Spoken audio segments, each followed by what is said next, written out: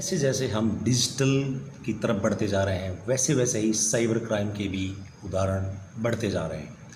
Hackers और cyber crime करने वाले घर बैठे लोगों को भ्रमित करके लाखों रुपए की ठगी कर लेते हैं। क्राइम करने वाले खुद को बैंक, पुलिस, केंद्रीय एजेंसी, टेलीफोन विभाग सहित किसी भी केंद्रीय एजेंसी का कर्मचारी और बताते हैं और फिर सामने वाले को डरा धमका कर उनसे रुपए ऐंठ लेते हैं। दरअसल यह लोग सामने वाले को डिजिटल अरेस्ट कर लेते हैं और फिर जब तक उसे समझ आता है कि वह अरेस्ट हो चुका है तब तक उसे लाखों रुपए का चूना लग चुका होता है। क्या होता है डिजिटल अरेस्ट? असल में जो सामने फ्रॉड करने वाला होता है वह आपको इस तरह से डर दिखाता है कि आप अपना मोबाइल छोड़ ही नहीं सकते। वीडियो कॉल के पीछे का दृश्य इस तरीके से दिखाता है कि आपको यह समझ में आ जाए कि आप वास्तव में किसी पुलिस अधिकारी से ही बातें कर रहे हैं और वह आपको आपके ही घर में, असल में यह ना है तो आपको किसी को कांटेक्ट करने देते हैं, आपके किसी भी परिचित से आपको बात नहीं करने देते हैं। आपको यह कहकर डराया जाता है कि आपके Aadhaar card, sim card, bank account का इस्तेमाल किसी गैर कानूनी काम के लिए हुआ है।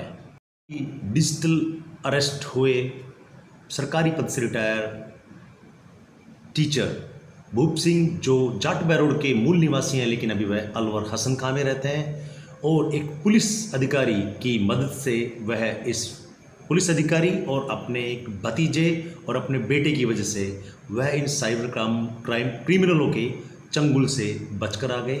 सुनिए, वह अपना पूरा अनुभव साझा कर रहे हैं।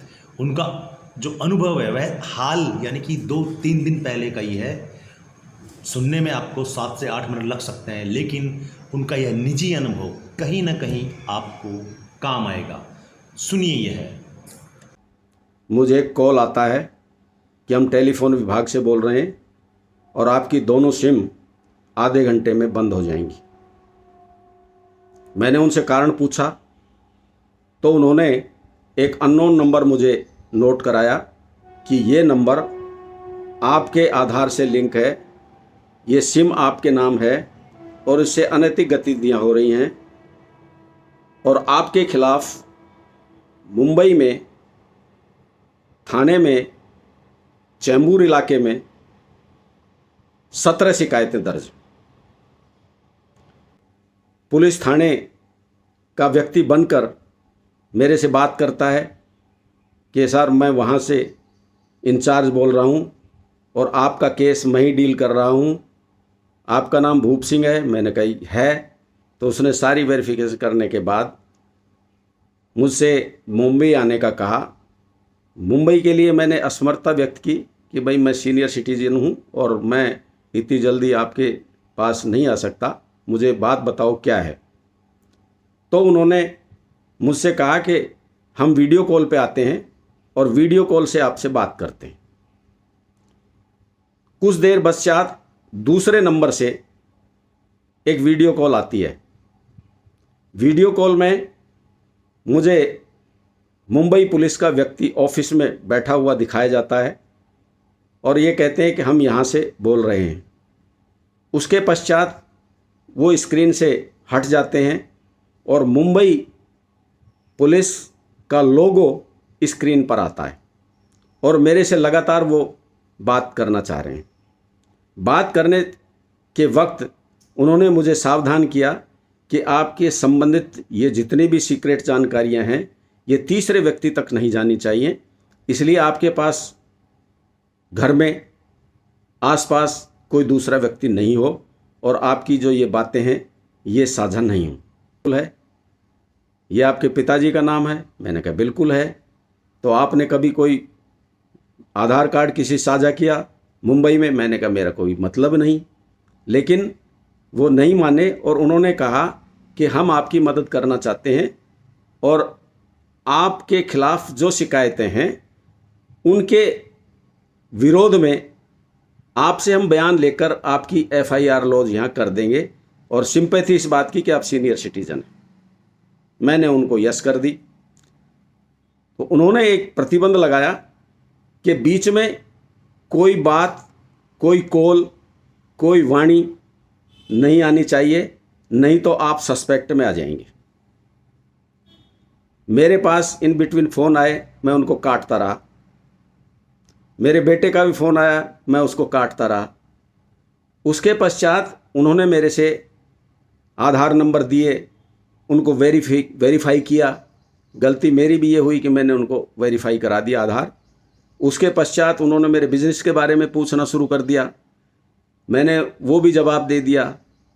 उसके बाद उन्होंने मुझे ये कहा कि आपका ये आधार हम CIR पे वेरीफाई कर रहे हैं और वेरीफाई करने के बाद हम आपकी पूरी मदद करेंगे।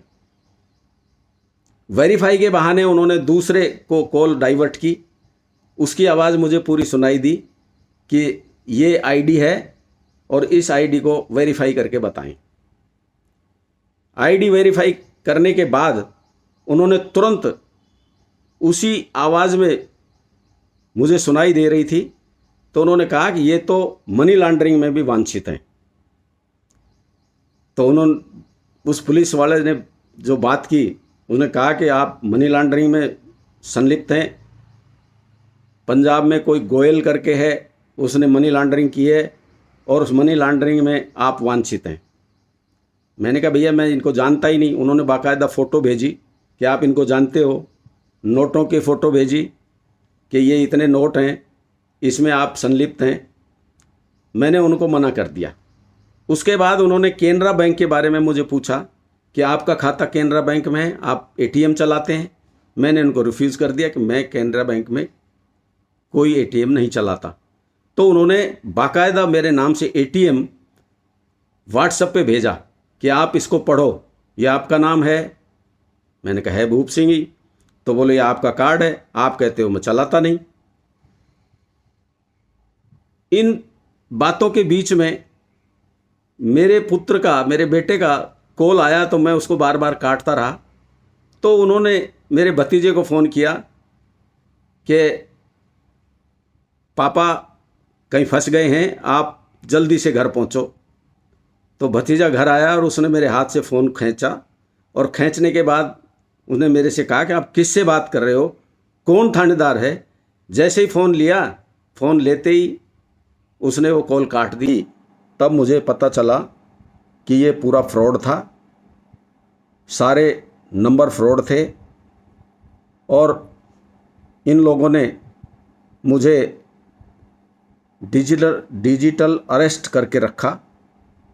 ये तो शुक्र है मेरे बेटे की वजह से मैं इस फ्रॉड से बचा, वरना तो इससे बड़ी फ्रॉड की घटना भी मेरे साथ हो सकती थी।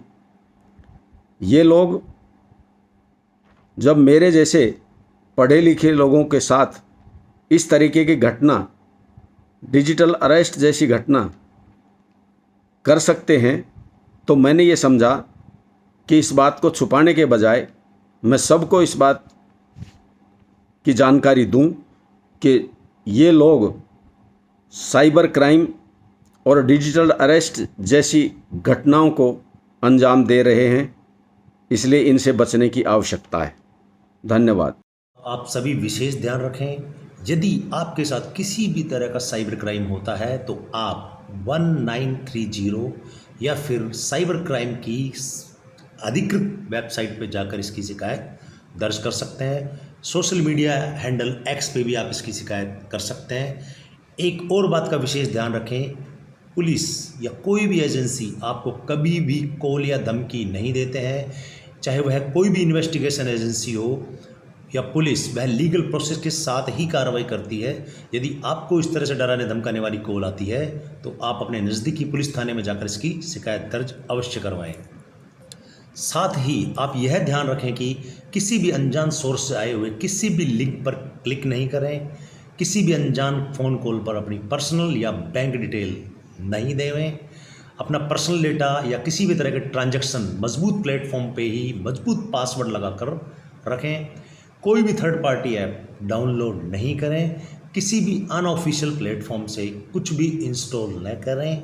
अपने डिवाइस को अपडेटेड रखें, यानी कि सभी ऐप्स को अपडेट रखें, तभी आप इस साइबर क्राइम से बच सकते हैं।